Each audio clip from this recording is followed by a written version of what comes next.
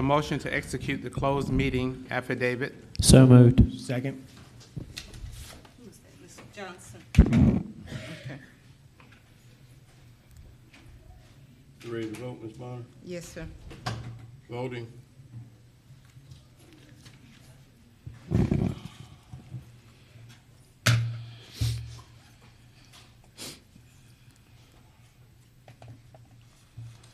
Go ahead. There. That motion carries with Ms. McKnight out, Mr. Mason, and Mr. Garrett. All right. I'd like to call public services to order. Ms. Bonner, is there any additions or deletions to the agenda? No, sir. Okay. If there are no questions from my colleagues, I'd like to consent the following agenda items. Number 1, number 2, number 3, number 4, number 5, number 7, number 8, number 9, number 10, and number 11. Second. I have a question, Mr. Chairman. Which one? Number 1, we can leave it, but I just have a question. Have we ever had a public presentation on this one? Probably not. Okay. Can we take a presentation? I'm sorry? Can we take a presentation? Yeah, so we're going to take agenda item number 1 off to someone to speak to that agenda item number 1. So 2, 3, 4, 5, 7, 8, 9, 10, and 11. Voting.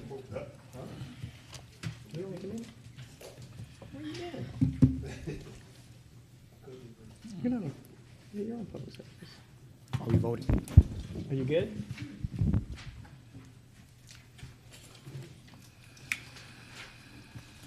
Are you good? Numbers 2, 3, 4. That's not even the book. That's the rules book. Where's your agenda book?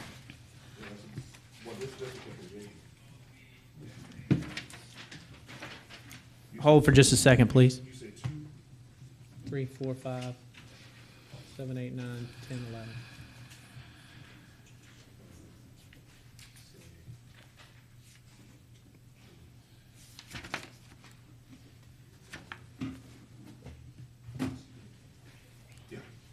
All right, voting, please.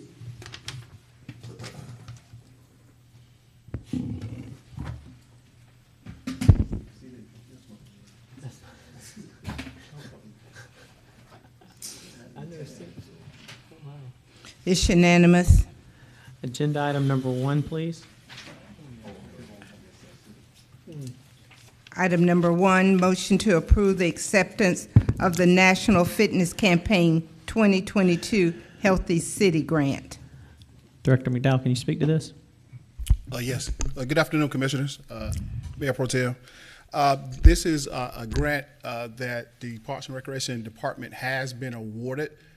This is part of the National Fitness Program, and basically what this grant allows us to do is to build the first and one-of-a-kind outdoor fitness workout station. We decided to do it at the Dyes Park site because that's part of an initiative to do some new development over at that particular site. Plus, we had funding at that particular site, but it also gives us a unique opportunity to incorporate something in our recreational infrastructure that is unique to our current infrastructure, but also to that particular area in the community. Have you released pictures on this? We have not, because it's basically like a prefabricated structure that has outdoor equipment on it. I think we had some discussion about it previously. If the commission needs a copy of what it looks like, we can definitely submit that via electronically to the body. Commissioner Johnson. Yes, sir. I think that'd be great if we can just get the commission a copy of what everything is on that, that is within this campaign. I think that'd be helpful. A few of us have seen it. I think it's a great thing, but I think it'd be healthy if the commission could see what's happening here, and then take it as an opportunity to highlight the good work going on for our seniors in the area. So I'll make a motion to approve, but let's get on the agenda for next committee, just a visual presentation. I'll second the motion, but I do have a question. All right. Commissioner Mason. Thank you. Mr. McDowell, I'm seeing here this financial impact. So we're at $187,000 and Augusta's match is 157, is that correct? Yes, sir, that is correct. Okay, so that 157 is coming from, SPLOS, $7 that we have allocated for our Dice Park project. okay, that was specifically allocated for Dyes Park? Yes, sir. Okay, good. Thank you. All right, no more questions? Voting.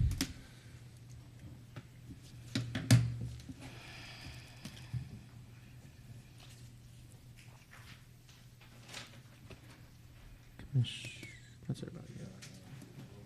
It's unanimous. Agenda item number 6, please.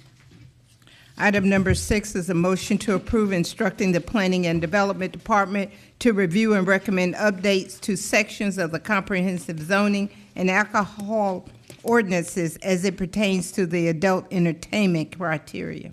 Commissioner Hassan. Thank you, Mr. Chairman. Mr. Chairman and my colleagues, just want to make mention that I have it on the agenda. As a result of several citizens coming and talking to me at different times within the last 6 months, not so much about the zoning itself in terms of the location, which you know is a light industrial, or what have you. They weren't concerned about that. They were just reading our ordinance. They thought it was a little restrictive. And restrictive meaning that some of the entertainment value, our current ordinance did not allow that. And so with that, I'm asking the body, and your committee in particular, at this particular time, to allow the Planning and Zoning Department to look at Savannah, encourage them to look at Savannah, Columbia, South Carolina, and Atlanta, look at their ordinance and try to build an ordinance around that. And I'd like to see a motion, Mr. Chairman, if you don't mind, about all of the ordinances that pertain to adult entertainment. On here, it has the alcohol and has the zone and alcohol ordinance, but I would like to stress that all of the ordinance that pertains to adult entertainment. Okay. Let's see if somebody on the committee will make that. Commissioner Johnson. So move. Commissioner Mason. Second. Do I have to state anything, or is that's Yeah. sufficient? Okay. Ms. Bonner, can you take the motion from what Commissioner Hassan said? Yes, sir, we got it on tape. Yeah, of course. Commissioner Clark. Yeah, just a question. Can you speak into the mic? The question I have is, what time frame are you asking for them to come back with the information? Well, I would hope in the next meeting within the next 30 days for sure. Okay. Next minute cycle. Okay. 30 days, sir. You want to make that part of the motion, Commissioner Johnson? Yes. I think she want to say something. Attorney Mr. Brown? Mr. Chairman, I think Ms. I'll get her in just. Dollar. Attorney Brown, did you want to speak? Yes, I was just going to say, when Commissioner Hassan said the next meeting, I would assume he means the next committee Committee meeting. cycle. Committee cycle. Yep. But Ms. Carla has Director something to say. Delaney. Good afternoon. Good afternoon. The planning and development staff would need more than 30 days because we also have to collaborate with legal and get on legal schedule. So if we could get 45, 60 days, somewhere in that time frame, that will allow us to bring back something more comprehensive and consolidated. Okay. So first committee cycle in January? January. Well, I mean, we don't have that many meetings left. I don't think Mr. Hassan's going to be here. I got to see this baby through. Commissioner Mason. Well, 30 days, and she's saying that she needs more time than 30 days. I mean, when you figure what we have left, it's the end of October. We got one meeting in December. Okay, we're Just by going to do it, might as well do it right. We have to respect that. The 60 days, 30, 45, 60 days, fine. You going to be here? No, I won't be here. Commissioner Johnson, you want to speak on this? I'm not. I'm just trying to support the motion. I guess if we just say by the December 6th meeting, could we add that into the motion then? Just by the December 6th meeting? What's going to happen by that time? I mean, what do we? Having the update come back by the December 6th meeting. Director Delaney, is that possible? We'll make it work. Thank you. I got a motion and a second to bring it back on the December 6th meeting. Voting, please.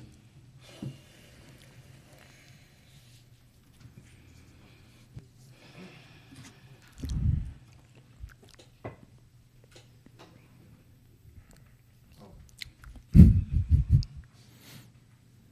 working. Out of batteries. It's unanimous. Agenda item number 12, please. Item number 12, discussion of challenges and actions to be taken regarding property maintenance and code enforcement. Okay. Director Delaney. Well, good afternoon. The Planning and Development Department is before you today to brief you on some of the challenges to code compliance, but we will not get stuck there. We will also share with you some internal initiatives that we are undertaking to improve compliance. Terrence Winder will co-present with me today because he sees to the day-to-day operations in the pursuit of code compliance. So let's jump right in. Today, in our very brief presentation, we are going to review the challenges. It's not going to be a deep dive, just surface level. We're going to highlight a few sections of the ordinance that we are seeking commission approval to revisit and revise via collaboration with legal. And then we are also going to incorporate some of the feedback from the staff and the community so that we can refocus. And last but not least, we would like to talk about how we will restart utilizing the data and the community feedback. So that's where we're going to take you on this very short journey today. All right, so for starters, Augusta is home to about 206,000 people, and they're spread out over 82,000 parcels. The Code Division is canvassing roughly 192,000 acres annually in an effort to ensure that the properties are being maintained in a safe, inhabitable, or occupiable way. I want to take a moment at the beginning of this presentation to redirect and put emphasis on the fact that 95% of our parcels are in compliance. So 95% of Augusta-Richmond County's code compliant parcels are due to the people who are sitting behind me. That is the men and women who make up the Code Division. A lot of attention gets given to demolitions and grass cutting and citations and court appearances, but the real goal is compliance. So properties that are well maintained are key to the county being able to attract, maintain, and residents, businesses, and entertainments and sporting events. So currently, we have 13 positions that collaborate in the achievement of the 95 parcels that are in compliance. Those same 13 staff members are steadily pursuing the 5% that remain out of compliance despite being short-staffed. Unfortunately, if you can see on the screen, the average number of parcels in violation annually are exceeding the number of cases brought into compliance. However, we are not deterred. Terrence will explain next where the disconnect is happening and why that is happening. Good afternoon. Before I breeze through my portion, I want to identify my staff who's been working very hard, even through COVID, even through this short staffing that we have had. We've had 8 individuals, 8 inspectors this whole year to take on 3,900 plus cases. So I want all my staff to stand up real quick before we even start. So everybody from code enforcement, this actually includes my administrative staff as well. I appreciate it. So a lot of times the commissioners, y'all talk to me. Y'all never really see the people behind me that's actually doing the work. So I wanted to go ahead and get you guys to recognize them. All right. Sorry for putting y'all on the spot.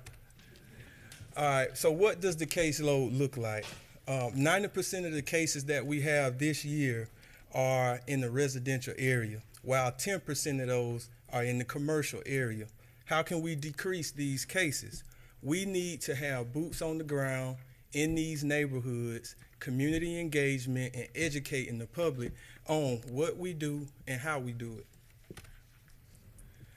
So a couple months ago, we went through some of the ordinances, and these are not all of the ordinances that we have, and reviewed them for the ones that prolong our compliance. The top 2 that you see at the top talks about permits issued. A lot of times the commissioners will call me and say, hey, Terrence, what's going on with this property? Well, it's under a building permit. The GC or the owner has 6 months to even begin work. Once work is started, then there's no timeline. There's nothing inside of the ordinance that says you have to call in your rough inspection or your final inspection, and it can just prolong and prolong and prolong the time frame, so we can never get that property into compliance. Last but not least, I'm gonna skip around a little bit to make it a little short. Transferring the property. whether it's transferred person to person or transferred through a tax sale. That also hinders us from getting compliance when we need to.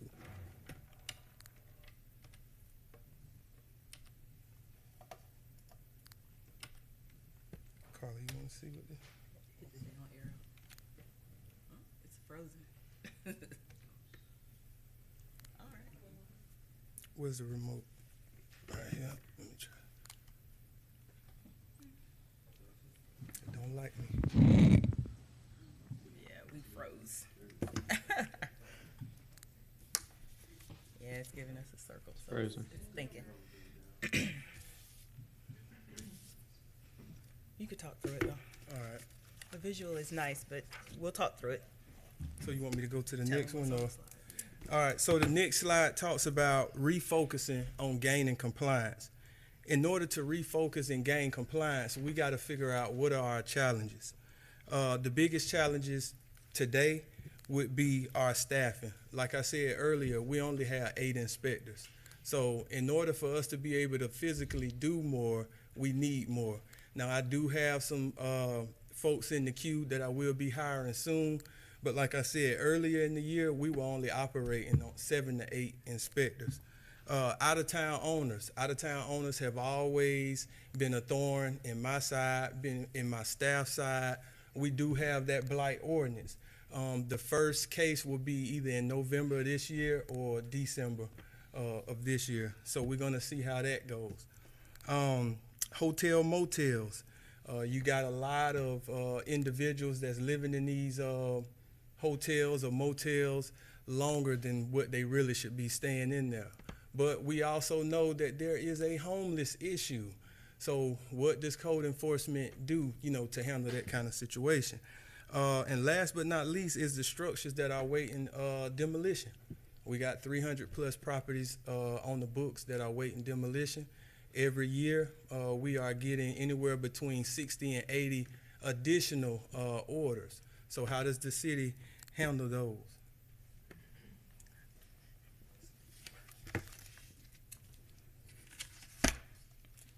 He wants us to restart. We won't restart, we promise. Not on the PowerPoint, at least. So Terrence has talked about the challenges, and as we refocus and we gain compliance, one of the things we want to emphasize is how we start. So now that we've reviewed the challenges, we looked at where the revisions, a couple of the revisions that we feel are needed, and we've identified that residential areas need to be the focus.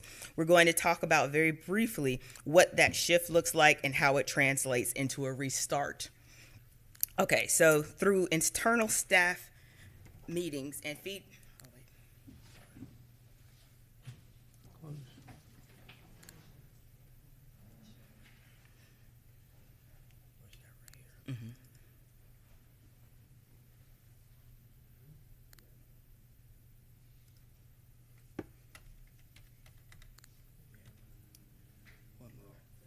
All right, here we go.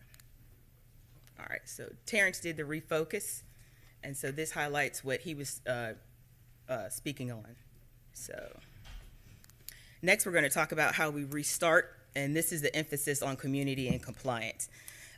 Terrence has already reviewed the challenges with you, and now we've highlighted a couple of the revisions, but one of the main things we wanted to do is, and this is why we started the presentation saying that code compliance is the goal. It is the ultimate goal. It is what we are in pursuit of on a regular basis.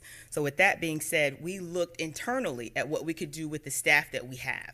One of the problems that we identified internally was that we have a one-size-fits-all approach. That doesn't work when 90% of your caseload is residential. You have economic issues that define some of the challenges. You have property ownership and things of that nature. So the one-size-fits-all approach is not working. The other thing that came back from the community was our physical appearance is off-putting. We have majority of our staff go out in a ballistic vest, and they feel, community has told us and repeatedly that we feel like we're being criminalized. When you guys come to meet us, you're showing up with a ballistic vest on, you're showing up with the code enforcement, it feels very criminalized at the onset. So one of the things we're talking about, or we're going to suggest on the proposed change side, is how we soften that appearance and still become effective. Because the main goal of code compliance is to be advocates for the community and the people who are already there, especially the residents. And the other comment we got back from the community was no resources. There are a lot of low-income programs, but they usually max out really quickly. So when people are looking for assistance, they often run up against the challenge of what's available to me, and then marginally not qualifying for some of these financial assistance programs. So we're going to quickly shift to the changes, the proposed changes. So one, we want to focus on residential. We know that's the bulk of the challenge that we have here. Two, internally, we want to create teams. We have members of our staff that excel in speaking with people, and then we have some that excel with speaking with businesses and collaborating. We want to establish a uniform appearance that does not include the ballistic vest. It becomes more of a situational need. Again, that door knocker initial visits, that's something we're proposing. One of the challenges we heard, and that one of the commissioners even called me about it, a person's first letter was it was a certified letter, and it was very like, oh, you did this, and this wrong. We need to do a softer approach at that initial meeting. So what we'll do is what's called a door knocker. You'll put it on there, and you'll be like, check, and the violations will be listed on the back. It won't be a certified letter. That kind of, again, goes back to that criminalization feeling from the onset and kind of ends some of the conversation in the beginning. And then we're going to do some community engagement series in 2023 as a department, so code enforcement will be included in that. And then one of the main things we talked about is no resources. So we are going from no resources to identifying resources, and now we decided, hey, let's be a resource. So one of the ways that we are going to be a resource, or we would like to be a resource, is our supply to comply program. Because remember, our ultimate goal is compliance. We don't want to send people to court. We don't want to cite. What we want to do is get people to bring their properties up to code. So the Supply to Comply is a pilot program that we have proposed to the Administrator's Office for funding in 2023 that will allow residential property owners and tenants to rent or get a voucher to rent tools that are essential to the upkeep of your house. We have people who, the fascia, the soffit, and things like that, we talk to them. I don't have a ladder. I can't get a ladder. I need a blower. They don't understand that leaving those wet leaves on their roof will cause your roof to collapse. And then we've got a tarp, and then that tarp sits there. By providing them with some of the basic tools and a resource to get those tools to do some of that exterior maintenance, we can put the people in a better position, and we can improve our community as a whole. And we get back to the heart of the matter, which is 90% of our issues with code are residential. So one of the things, too, that you heard me say about 4 times already is that the switch from, I've been saying compliance more than enforcement. We would like for this commission to consider allowing the planning department to switch this division's name to code compliance instead of enforcement, because, again, in our feedback from the community, they felt there was a criminalization for not being able to afford repairs, not being able to get those repairs done in a timely manner. There is a vehicle and a way to handle these cases that goes through the court system, but our goal is compliance, and our message from our department is to how can we help you comply? And so we don't want to be in the position where we're always telling someone, no, no, no. We want to be in the position where we can negotiate, where we can talk, and we can collaborate with the community. So we're asking to go to the name code compliance instead of code enforcement. So that's what I just said. And I want to highlight in summary what I'm looking for, because, you know, everything comes with an ask or a price tag. So in summary, planning and development is seeking the commission's support by way of a motion to allow planning and development to work with legal to review all ordinances pertinent to code compliance and nuisance and bring recommendations back to the full commission. We're looking for a workshop with the commissioners to ascertain priorities and low-hanging fruit, because you all have called us individually at some point, and we would like to see what you would like first so we can develop that plan going into 2023. We'd also like the option and the ability to work with HR about the renaming of the division to code compliance, and we wanted to make you aware that we are doing a community engagement series in 2023. And last but not least, we've already beg the administrator's office, but we are looking for financial support for our pilot program, the Supply to Comply, to help residential property owners. And that concludes staff's presentation. Okay, thank you so much. We're going to go in this order. Commissioner Mason. Yes, thank you, Mr. Chairman. Mr. Laney, Terrence, a couple of things here. There's 4 vacancies, is what I heard. What are the positions of those vacancies? Code enforcement officer. So, not inspectors. We have officers, and then we have assistant officers. So our officers, I just want to make sure the terminology I'm getting right. Officers are inspectors? Correct. Okay, so you're missing basically 4 inspectors. Correct. Now, I'm looking at the amount of parcels versus the amount of staff.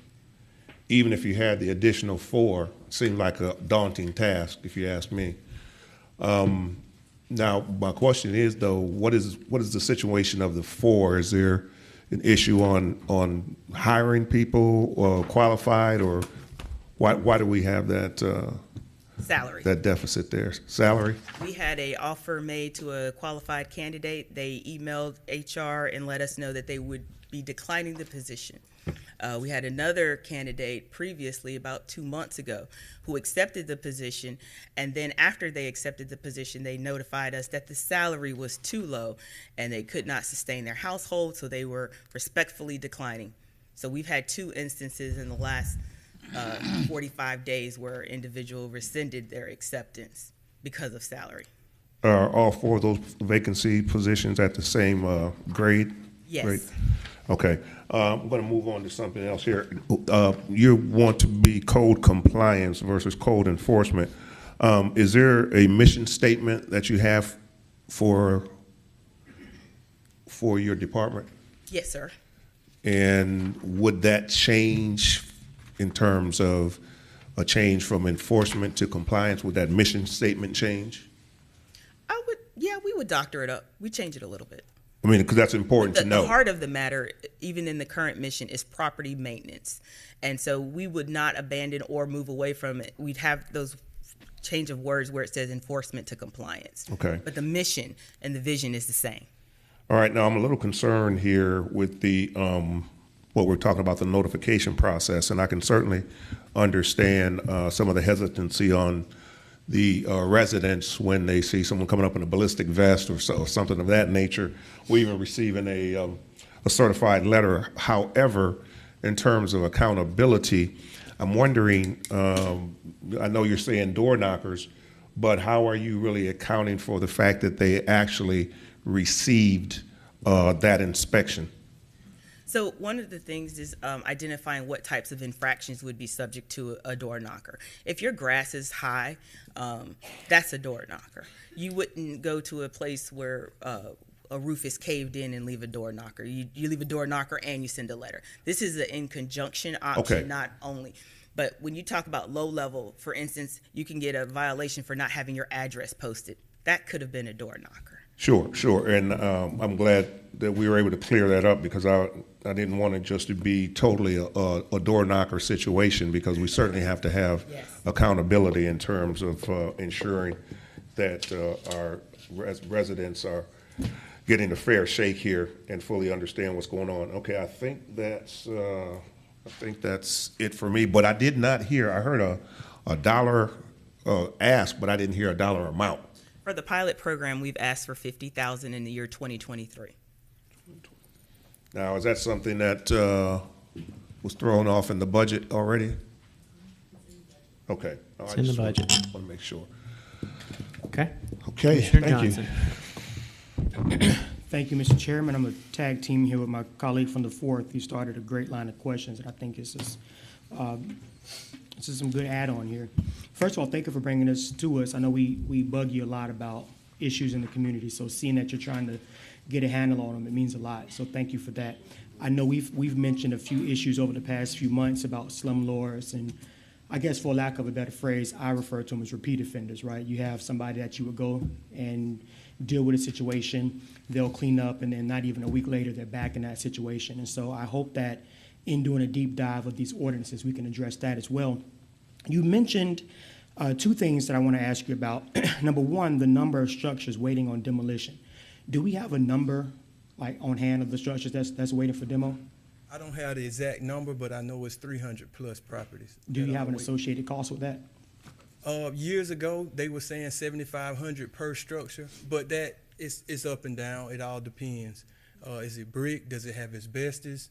All that can dictate how much it'll cost. So, like Okay. I said, years ago, it was 7,500, but I don't know if my figures are right where it needs to be or off a little bit. Okay, and I mean, if we're going to go the workshop route, which I think that has a lot of value in, we can discuss those details there versus in committee. You also mentioned that the first case with the blight ordinance is going to court this November, is that right?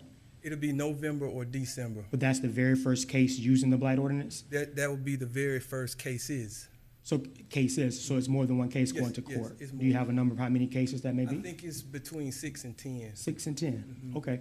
Because I know that we passed the blight ordinance March of 2021.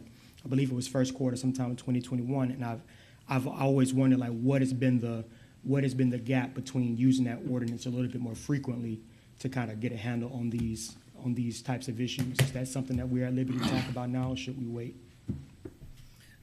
In general, we still had to work through the kinks. We write ordinances, and a lot of times there are steps or gaps. So we had to fill the gaps and then do proper re-notification.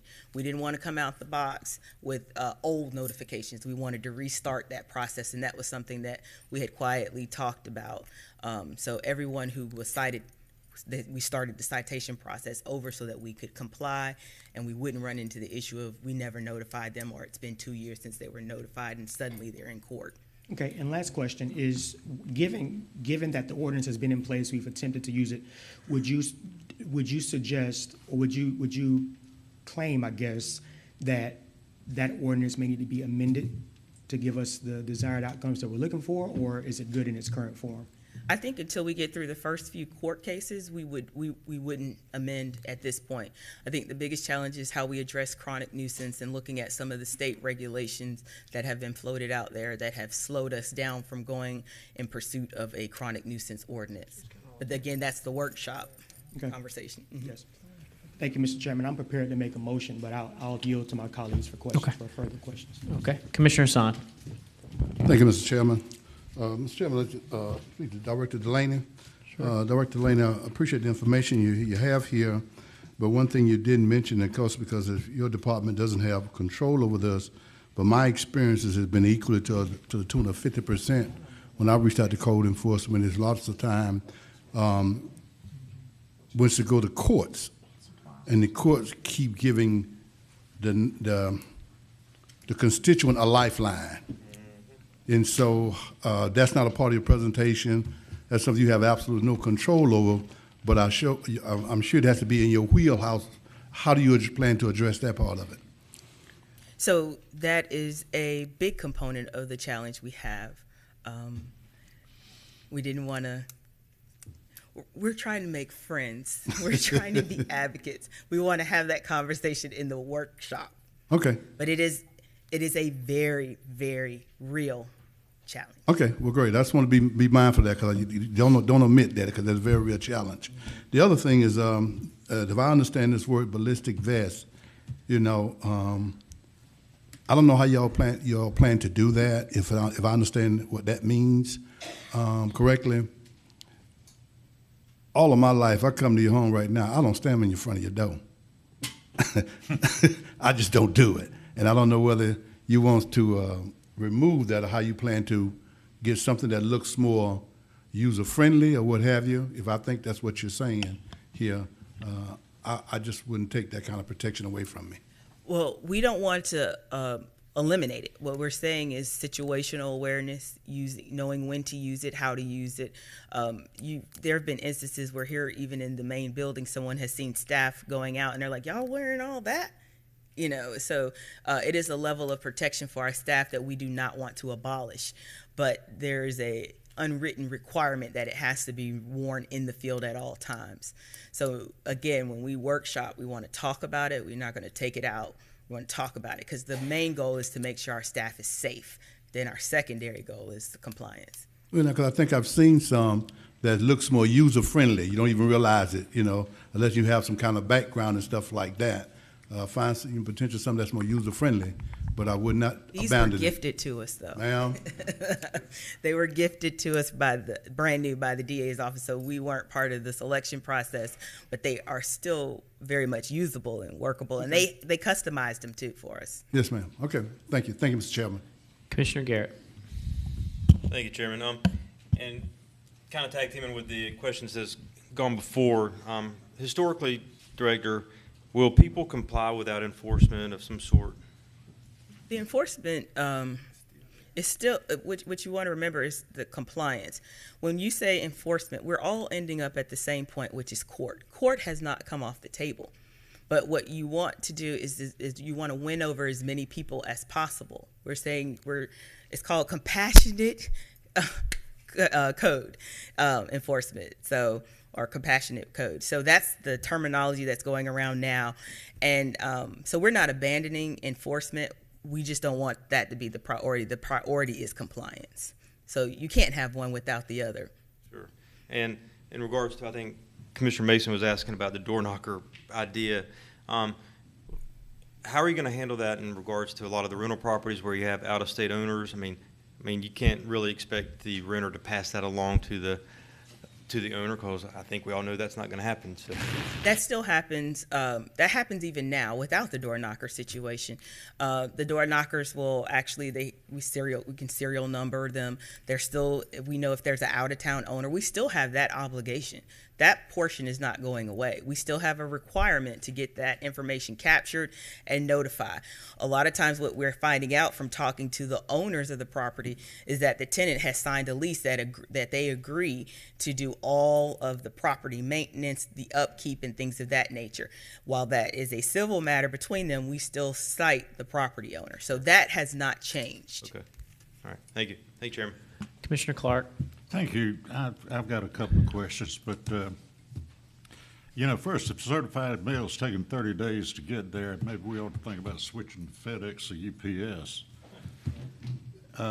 As far as the vest, I strongly recommend that they retain wearing the vest, because I believe the gentleman that was shot and killed wasn't standing in front of the door when he was shot and killed. You stated that you have 4 vacant positions and nobody will accept them because of the salary restrictions. What is the salary on those positions? $37,000. Okay, thank you.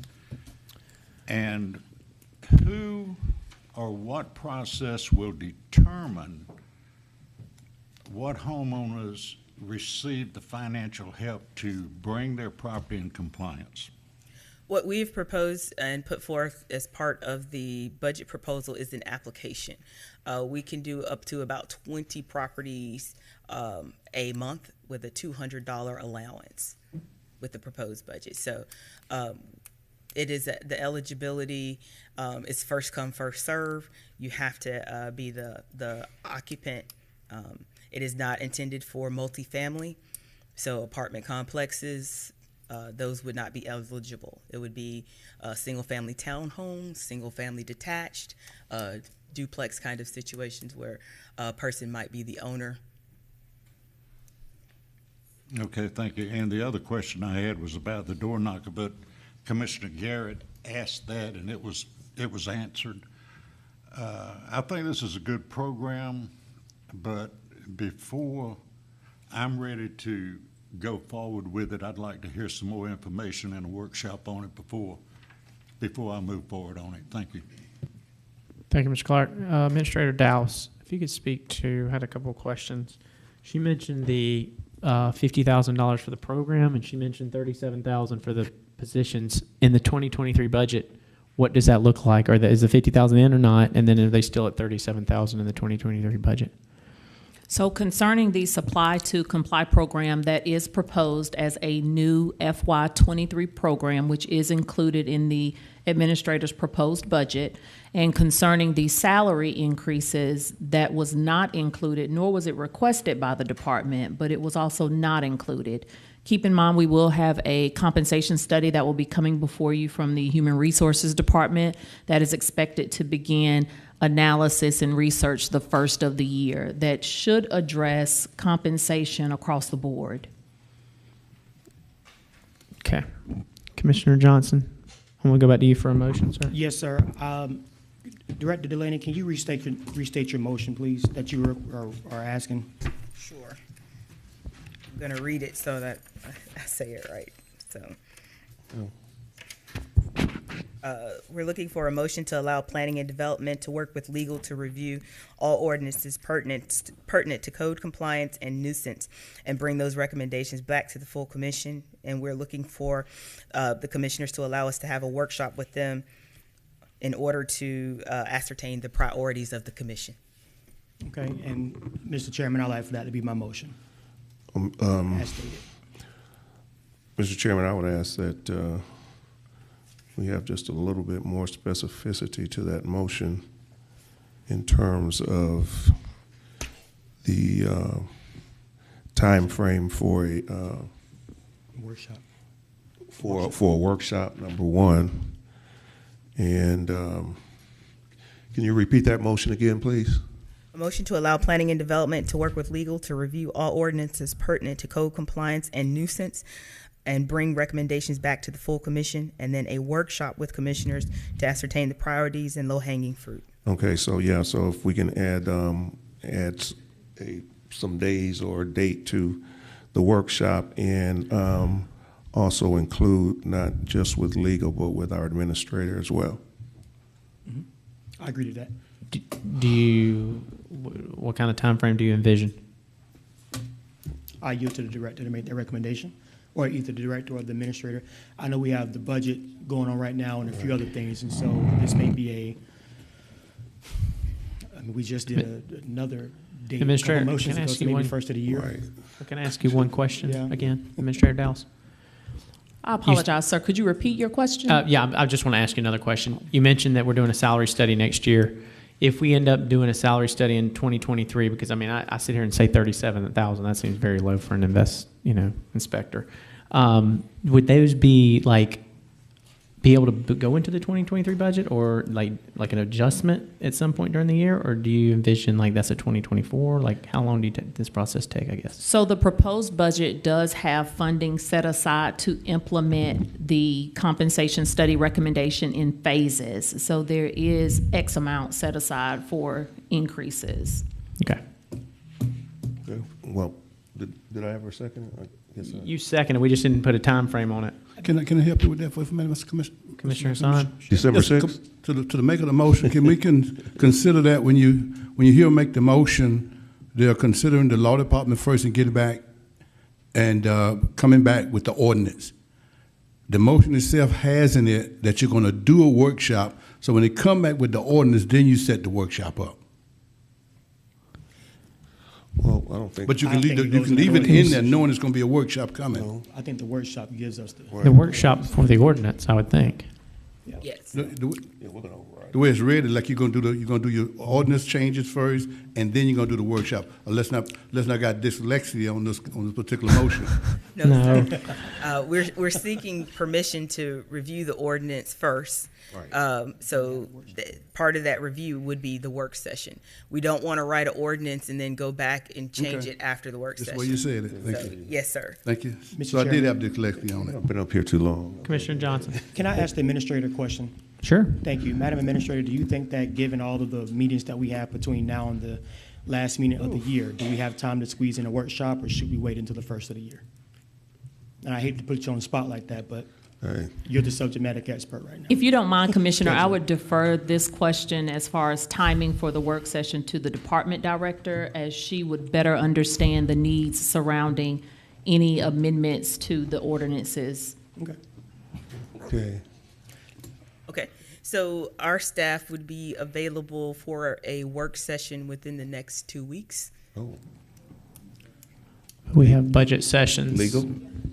As well. So how about we make this motion, Mr. Chairman? How about we? Go ahead. How about we make the motion to, let's keep Director Delaney's motion, but as far as the workshop goes, can we just sort of just leave that up to our calendar, I guess? We can get Ms. Bonner to get us a couple of dates to choose from, and then we make that determination maybe at the next committee meeting to vote on. a Yes, workshop we'll date. set it next week.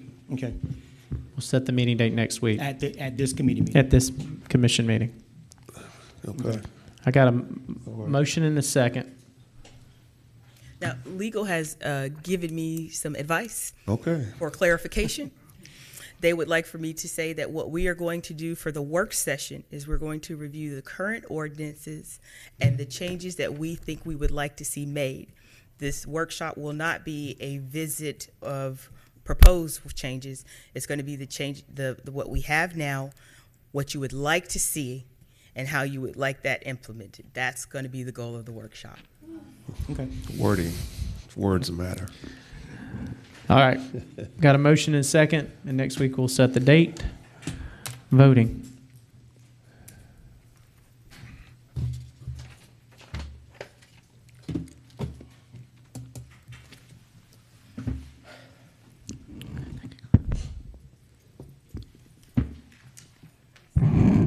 All right. It's unanimous. That concludes public services. Thank you, committee.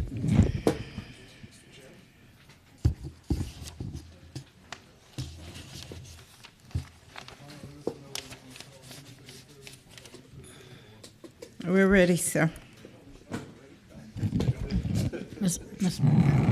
Minister, are there any additions or deletions from administrative services? No, sir, there have not been any requests. Okay, if there, to my colleagues in the committee in Pacific, I'd like to do a consent agenda. Item number 1, item number 2, and item number 4. So moved. Voting, Ms. Bonner.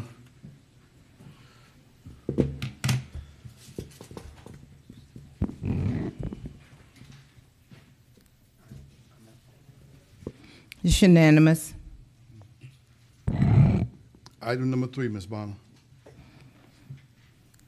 Item number 3 is a motion to approve the execution of the attached MOU in the amount of $1 million to the Augusta, Georgia Land Bank. Some of my colleagues have some questions about this one. Is it Commissioner Frantham? Thank you, Mr. Chairman. This question is for the administrator. Administrator, the $1 million proposed is out of the American Rescue Funds, is that correct? That's correct. And in the 2023 budget, there is $650,000 in demo as well? It's proposed $750,000 in the budget for FY23. And it was 400 this year? Is that It was correct? 600,000 this year. Yeah, I guess for me, my concern is that, and we know that we have 300 plus structures, we know that we need to do this, but seems like maybe we need to see how this program goes before we go spending $1 million. Kind of more in the $500,000 range right now, especially since we got $750,000 on the general fund as well. When I started, we were doing like $100,000, and then we went to $400,000 and $600,000, and we really don't have, in my mind, a great revitalization program to get these back on the tax rolls right now, just from my standpoint. So that's kind of where I'm at about it. I just feel like $1 million seems like a little bit too much money when we've already put it in the general fund, and maybe if we're going to keep it $1 million, maybe we try to back it back out of the general fund so we can have some utilization of other funds in the general fund. Thank you, Mr. Chairman. Okay. Commissioner Garrett? Thank you, Chairman. This question, I guess, is also for the administrator. Out of the $600,000 that was allocated this year, how much of that was utilized, and do we know how many demos were actually able to take place with that $600,000? So I do not know, Mr. however. Edwards is here. Oh, excuse me. Mr. Edwards is here. No, I was looking for the $600,000 that you're referencing is currently under the Environmental Services Department, and I was looking for Dr. Malik. I think he's in the Okay. lobby. Could you? So we're seeking to have Dr. Malik come in and answer that question. While he's coming in, I would like to point out that the $1 million to the Georgia Land Bank Authority was appropriated by the commission during the previous allocations for ARP dollars. So that $1 million has already been appropriated for that particular use. The $750,000 that is being proposed in the FY23 budget is a new ask. And what is it for? I'm sorry, you missed Commissioner Garrett? Well, I think Dr. Malik just walked in. If we want to at least get that first answer, if you're okay with that, Chairman. Yes, sir, I'm fine, sir. So the question, I don't know if you heard it out there, $600,000 was allocated this year for demo, and the question was how much of that was used this year, and how many homes and properties were we able to demo with that $600,000? So that's 600 from ARP funds. There was not 600 from ARP. So, I have to probably get that information. I know there are ongoing demolition, right? They're doing right now 20 houses there. So I had to check on that, how much was utilized, because the budget was already approved before I took over. So really, I'm digesting all that information. Understood. Okay. Thank you. Chairman. Yes, sir. Talk to me, from Madam Administrator, Commissioner Bob Williams, coming to you next, about the $750,000. What is that about? What is that for? So the $750,000 is needed to continue funding the demolition program within environmental services. During the budget process, that particular line item was not funded, and in order to ensure those services continue, I have proposed transferring $750,000 or allocating $750,000 from ARP to the Demolition Services Fund under Environmental Services. So it has nothing to do with the land bank? It has nothing to do with the land bank, and the current allocation that was previously approved by the commission would give the land bank $500,000 in FY22 and $500,000 in FY23. These are funding dollars that are already allocated and is already taken out of the balances that you've seen previously. This is just to allow execution of the MOU to ensure that they are able to receive the funds that have already been allocated. Thank you, Madam Administrator. I have one more question, and this is around the issue of the demolition. Historically, several years ago, by way of procurement, these houses were let out in blocks. I haven't seen that list. Are they still using the current system that they created to have multiple vendors having block of houses? Do you know how that's being done at this time? I do not, Commissioner. I think Dr. Malik would better be able to respond to that question concerning how. Go ahead. Go ahead, Doc, if you can. Yes, sir. So process is still the same. Environmental Services Operation received the list from the planning department that these structures are ready and cleared for demolition, and be doing in a block of 20. Okay. All right. Thank you, Commissioner Bobby Williams. Yes, sir. I'm a little confused, Madam Administrator. 750,000, the 600,000. That doesn't have anything to do with this $1 million. No, sir, it does not. The $1 million has already been allocated through ARP by this body, and my request today is for this body to approve the execution of the attached MOU, which is customary with all other dollars that have been allocated through ARP. So we have already given them the money. We just need to vote for them to actually get it. That's correct. Yes. I motion to approve. Second. Commissioner Johnson. Thank you, sir. Just have a quick question. I'm not opposed to this. I think that is a great item. I just have a quick question. According to the ARP allocation worksheet, that $500,000 only says blight/affordable housing. And so the only question that I have is, how do we get to the determination that the land bank will be the receiver of those funds and not any other agency? That determination predated my existence. However, February 22nd, 2022, Mr. Donald gave a presentation which detailed the Land Bank Authority receiving those dollars, and it also included a breakdown of how those dollars would be spent. Okay, that's all I need to know. Thank you, Mr. Chairman. Commissioner Franklin McGee? Yeah, I just want a point of clarity. Yes, sir.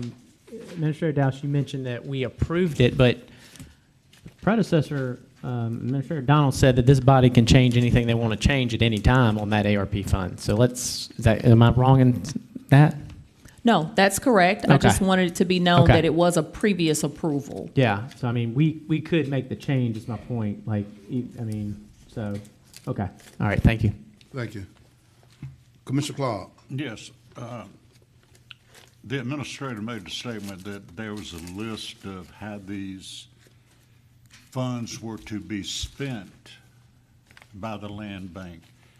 Would it be possible to have that list attached in our commission agenda books next week?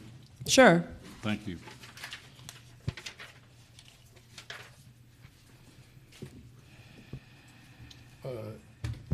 As Commissioner Bobby Williams, that's you still in the queue?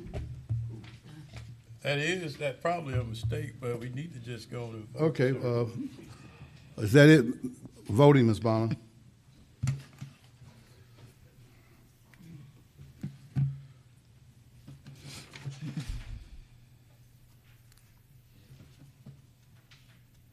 That motion carries 3-1, with Mr. Franum voting no. Ms. Bonner, that's the end of the administrative services adjourned. Yes, sir. Thank you.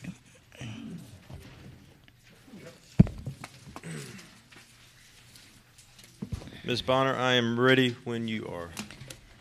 I am, sir. All right, are there any additions or deletions? No, sir. All right, with that being said, I'd like to call engineering services to order, please. And I would like to consent the following items if there are no objections. Item number 1, 2, 3, 4, 5, 7, and 8. Motion to approve. Voting, Ms. Bonner. Yes, sir.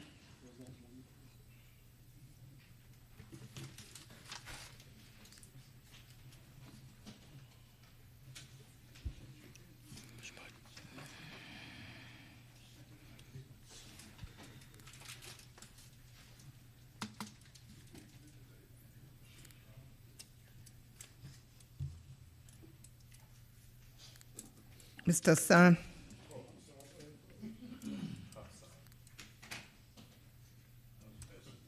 I heard all those accolades you were giving him. That'll be enough, Commissioner Clark. There's enough confusion on that end. That was some pretty good stroking. Okay. It's unanimous. All right. Item number 6. Item number 6 is to consider proposal from HDR Engineering to provide additional services for a water system study of Fort Gordon's West District for the Utilities Department, company number 3. All right. Director Bine, good to see you, sir. How are y'all today? We're good. Good. Can you fill us in a little bit on what all this is? I know you tried to explain it to me yesterday, but. Sure. This is an analysis of part of the water system on the base to review the proposed removal of several fire pumps. And so it's a modeling analysis of the western side of their system. And so it's pretty straightforward. It's just us trying to determine what we would have to do from our own management perspective if we were to swap those pumps around. Is there a benefit to Augusta for taking this part of the water system over out there? There's always a reconfiguration we could do. We were always looking at ways to make the system more efficient. At face value, it has a negligible impact to us. It could be made to have a positive impact, so that's the reason we're doing the analysis. Understood. All right, I'll entertain a motion if there's no further questions. Motion to second. All right, voting, Ms. Bonner. Yes, sir. Thank you. Thanks, Ryder.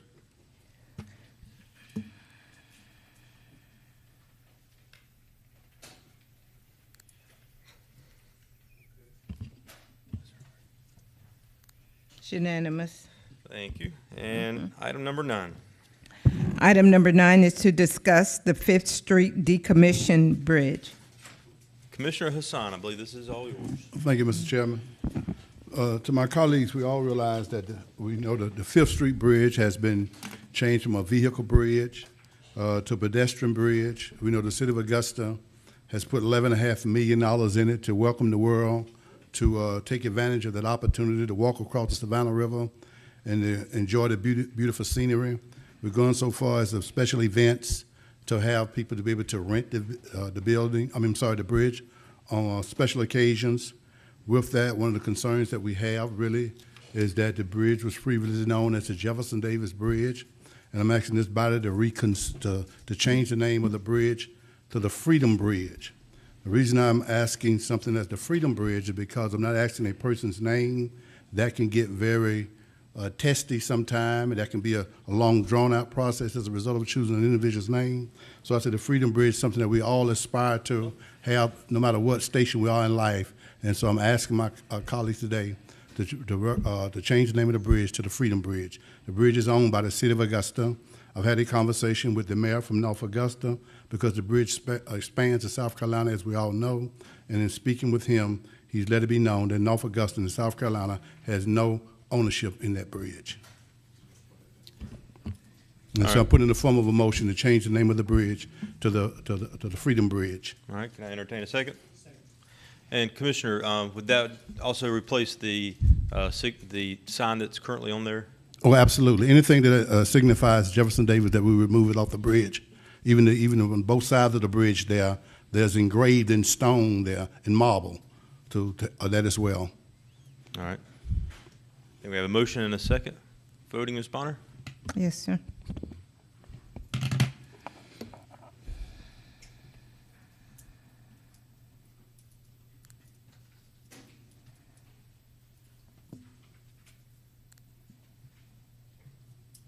It's unanimous.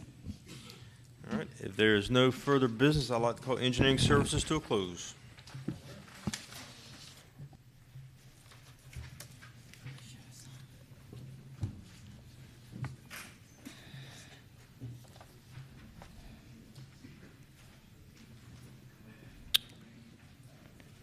Madam Clerk, are Yes, we sir. Are we ready for finance? We are, sir. Has there been any additions or deletions? No. Okay, if my colleagues would agree, I like to consent item number 1. There's no objections. Motion to approve. Oh, second if we're going to do a motion. Okay. Mr. Mason, you're seconding that? Yes, ma'am. Okay. So go ahead and cast your vote. Finance.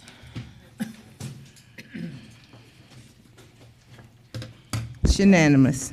Thank you very much for your Thank you. participation in finance. That's it. Gets smaller every week.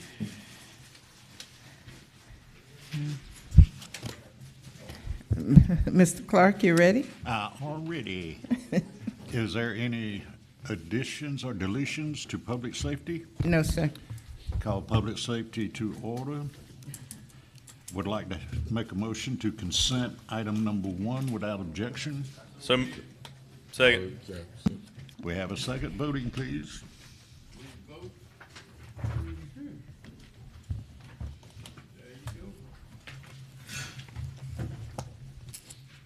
Unanimous. Thank you. With no further business for public safety, we stand adjourned. Thank you.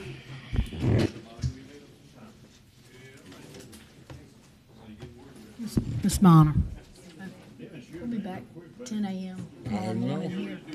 We 10 should have a.m. been at tomorrow the morning front of here. the list by Okay, now. thank you. We've been at the back so much.